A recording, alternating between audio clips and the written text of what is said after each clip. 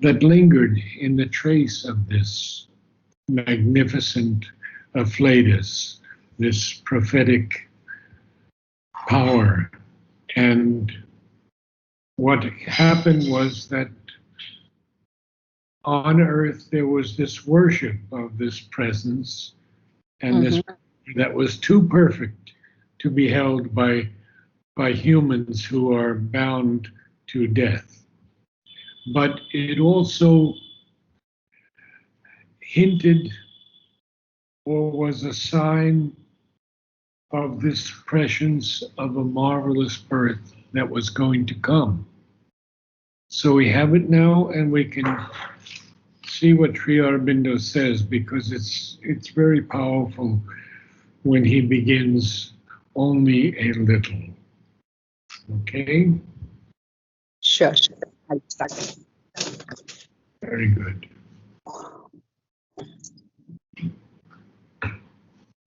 Only a little the godlight can stay, spiritual beauty illumining human sight, lines with its passion and mystery matter's mask, and squanders eternity on a beat of time. As when a soul draws near the sill of birth, adjoining mortal time to timelessness, a spark of deity lost in matter's script, its luster reaches in the inconscient planes, that transitory glow of magic fire, so now dissolved in bright accustomed air. Very good. So we see that this godlight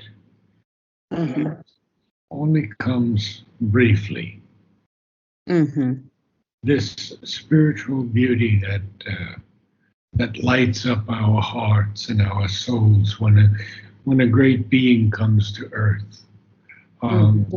It lines with its passion and its mystery this mask of matter, because matter is basically a mask of the supreme.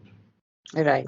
And it squanders, in this case, squanders this kinds of dissipates eternity on a beat of time. And we'll have to look at some definitions, but let me continue first. When Sri Aurobindo speaks of a soul drawing near the sill of birth, you know, the sill is, it's kind of a ledge, like the foot of an opening, such as a window or a door. We speak of a windowsill. So it's on the border, but it hasn't yet crossed over. And yet it adjoins, it joins mortal time to timelessness. And at the same time, this spark of deity that comes down when all of us take birth is lost in this crypt of matter, because we don't remember past births, and we don't remember the beauty that we experienced, and only after many, many years, and even then we may not remember. Its luster vanishes. The luster of this spark of deity that has entered the earth vanishes in the inconscient planes, and that magic fire that gave us birth, that transitory glow, now dissolves in bright accustomed air, because we're just accustomed to the usual. So that's why inconscient planes. Exactly. Now, question here as to, have we done the definitions of matter? No, we actually stopped at presence. We have not even done power. So power, matter, both of them are remaining. Oh, we got a lot to do then. So first we're going to do, we did presence, right? Yeah, last time we did presence. Now we'll do power, right? Okay. Okay, there's not so much under power. Okay, power is just checking. Power is almost on every page. Yes, very true. Just going power.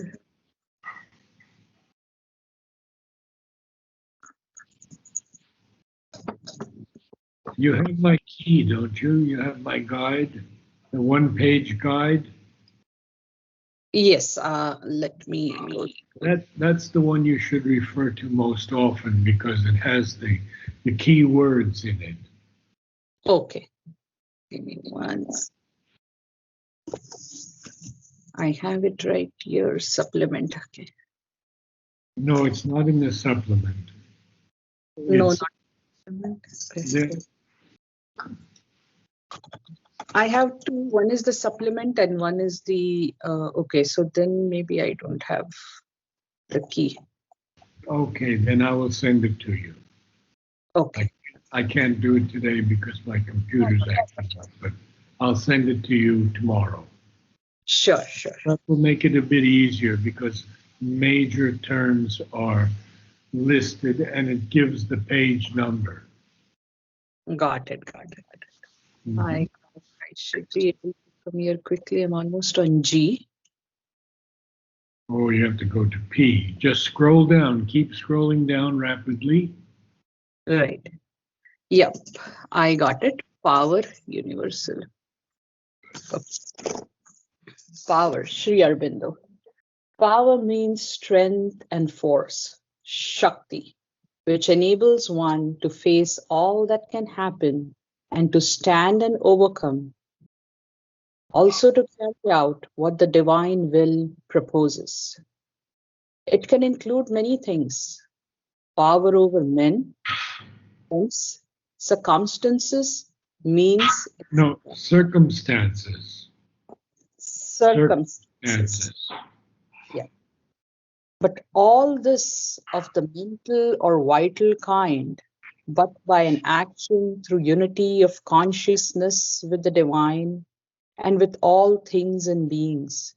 It is not an individual strength depending on certain personal capacities, but the divine power using the individual as an instrument. So we From see that this power is so different from what we understand as power.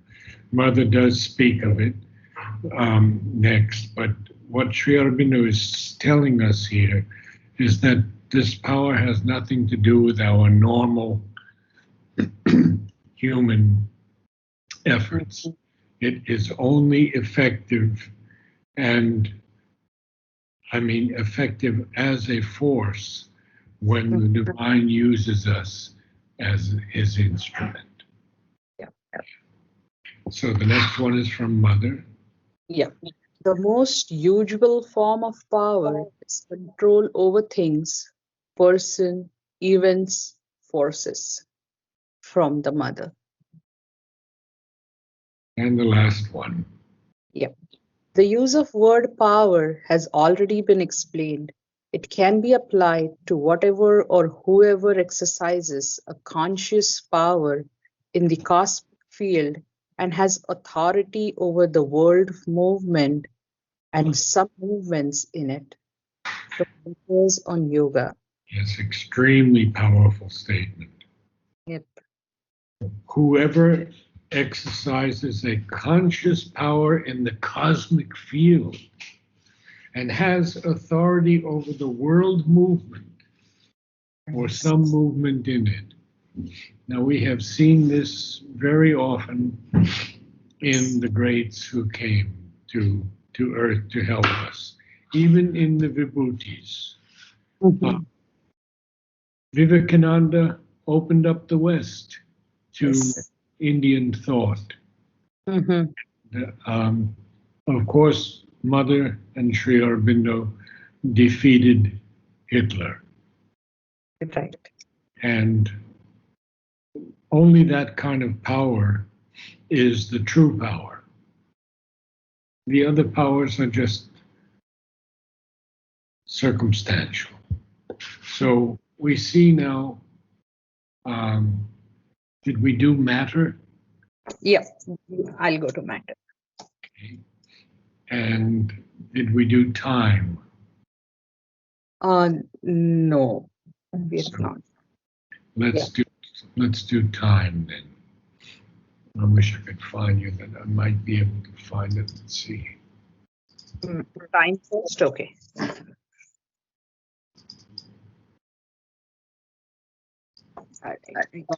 Time. Shri. Get close to the bottom. Yes. Yeah. Shri Aurobindo. Time and space are the conceptual movement and extension of the Godhead in us. From the essays on the Gita, time and space are not limited. They are infinite. They are the terms of an extension of consciousness in which things take place or are arranged in a certain relation, succession, order. There are again different orders of time and space. That too depends on the consciousness. The eternal is extended in time and space, but he is also beyond all time and space. Timelessness and time are two terms of the external existence. The spaceless eternal is not one indivisible infinity of space. There is in it no near or far, no here or there. The timeless eternal is not measurable by years or hours or eons. The experience of it has been described as the eternal moment. But for the mind, this state cannot be described except by negatives. One has to go beyond and to realize it from the letters on yoga. So we see that humanity, at least most of humanity, cannot really describe time and space except by negatives. I think the modern physicists have more of a grasp on it than the mass of humanity. They're accepting that there is consciousness now, which they never accepted before. So science has agreed that there is a consciousness over the universe. They do not call it God. They won't go that far yet, but they're progressing. And Sri Aurobindo says they will reach the same point from below as we are striving to from above. Oh, okay. Very nice. So this question. idea of space and time is something that there is no near or far. There is no calculation of distance or time. Yes, you had a question. Yeah. So when they say except by negatives, so what does that convey? Well, we have the speed of light. We have the speed of light. Right. And that was always a fixed thing. But now there's a greater speed than light. Science is finding out. So we had this negative, nothing could be greater than the speed of light, and now we have something greater. Oh, okay.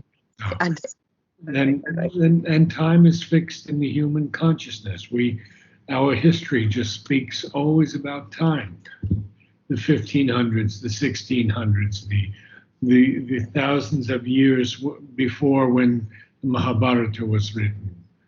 You see, and so we seem to be fixed in time when we have to become timeless. Mother says that we have to do this yoga immediately and yet understand that it could take many lifetimes. And that's her explanation. See, it has to be done now, and yet it could take many lifetimes. Oh, okay. So, can you do the last one? Sure. Time is a field of circumstances and forces meeting and working out on a resultant progression whose course it measures. To the ego, it is a tyrant or a resistance to the divine an instrument. Therefore, while our effort is personal, time appears as a resistance, for it presents to us all the obstruction of the forces that conflict with our own. When the divine working and the personal are combined in our consciousness, it appears as a medium and a condition. When the two become one, it appears as a servant and instrument from the synthesis of yoga. Very And he powerful. explains it so clearly there, doesn't he? When our effort is personal, time is a resistance. We say, I don't have enough time for this, or it took such a long time. But the moment that we are conscious of the divine working in us, it appears as a medium. We have enough time to do this. And time is also a condition. But the moment that we join the two, time becomes a servant and an instrument. Yep. So beautiful. So we'll continue just a few more minutes as when a soul draws near the sill of birth. So the soul is going to take birth and it comes down from above. It chooses the parents generally. Mother has a lot to say about this. She says sometimes it chooses the parents before conception. Okay. Sometimes it chooses them just after. Sometimes it chooses them long after.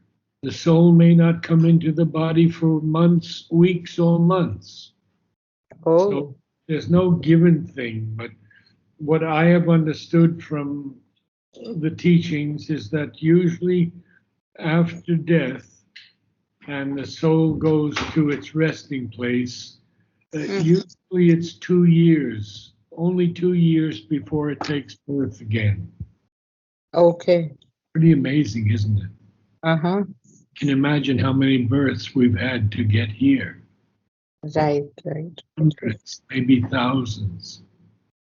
So when the soul comes down into birth, it joins mortal time to timelessness. Right.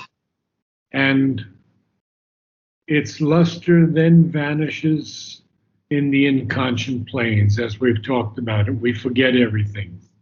We forget that we've had all these lives before that prepared us for this particular life. So the inconscient is very important here. Have we done the inconscient? I'm not too sure. We have not done inconscient. Now, let's take a little extra time and do that so that the next time we can continue with the single call. So there's a lot under the inconscient. It'll take at least 5 minutes to read it. Oh, okay. Yeah, that's okay with you? Sure. Good. Inconscient. Okay, I got it, I think. Yeah. Inconscient, Sri Aurobindo. The inconscient and the ignorance may be mere empty abstractions and can be dismissed as irrelevant jargon if one has not come in collision with them or plunged into their dark and bottomless reality. But to me, they are realities, concrete powers whose resistance is present everywhere and at all times in its tremendous and boundless mass. From Letters on Savitri. In its actual cosmic manifestation, the Supreme, being the infinite and not bound by any limitation, can manifest in itself, in its consciousness of innumerable possibilities, something that seems to be the opposite of itself, something in which there can be darkness, inconscience, inertia, insensibility, disharmony, and disintegration. It is this that we see at the basis of the material world and speak of nowadays as the inconscient ocean of the Rig Veda in which the One was hidden and arose in the form of this universe, or as it's sometimes called, the non-being, Asat, from the letters on yoga. Well, Yeah. the divine, who is the divine, is everything. Why can't he be negative? Why can't he be disharmonious? Why can't he have disintegration? If it's all a play, as Mother and Sri Aurobindo have told us, then in this play there can be conversions and perversions and everything else. But for humans to understand that, we have to rise above this physical mind into the ranges of much higher mind, even intuitive mind, above the illumined mind. When we can get there, we see that nothing is truly evil, nothing is bad. Everything is a play being worked out by the divine. We can say even for his own entertainment. So carry on. Okay. The inconscient itself is only an involved state of consciousness, which, like the Tao or Shunya, though in a different way, contains all things suppressed within it, so that under a pressure from above or within all can evolve out of it. Yes, And or within, all can evolve out of it. yeah, or within, all can evolve out of it. Okay. An inert soul with a somnambulist force, from letters on yoga. The inconscient is the last resort of the ignorance, from letters on yoga. The body, we have said, is a creation of the inconscient and itself inconscient, or at least subconscient in parts of itself and much of its hidden action. But what we call the inconscient is an appearance, a dwelling place, an instrument of a secret consciousness or a superconscient which has created the miracle we call the universe. From Essays in Philosophy and Yoga. The inconscient is a sleep or a prison. The conscient, a round of striving without ultimate issue, or the wandering of a dream. We must awake into the superconscious, where all darkness of night and half lights cease in the self-luminous bliss of the eternal, from the life divine. So beautiful. Men have not learned yet to recognize the inconscient on which the whole material world they see is built, or the ignorance of which their whole nature, including their knowledge, is built. They think that these words are only abstract metaphysical jargon flung about by the philosophers in their cloud or labored out in long and wearisome books like the Life Divine, from the letters on Savitri. So you see his humor. Sri Aurobindo's humor. Wearisome books like The Life Divine. Okay, the last one. Easy to understand, yep.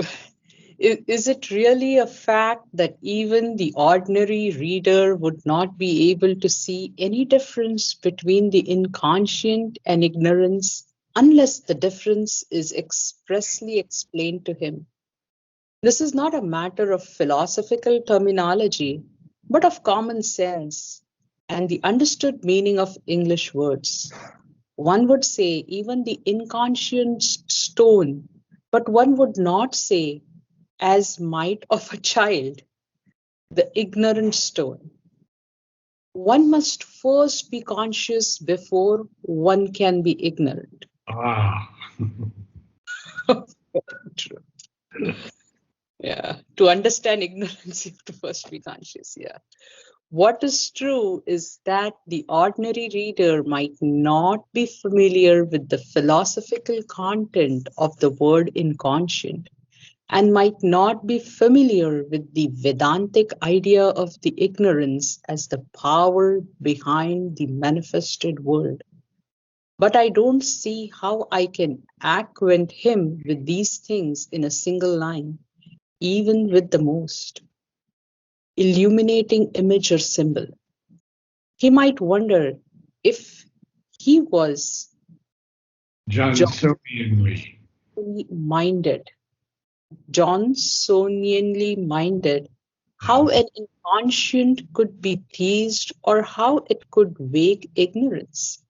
I'm afraid, in the presence of a miracle of inspired poetic exegesis flashing through my mind, he will have to be left wondering.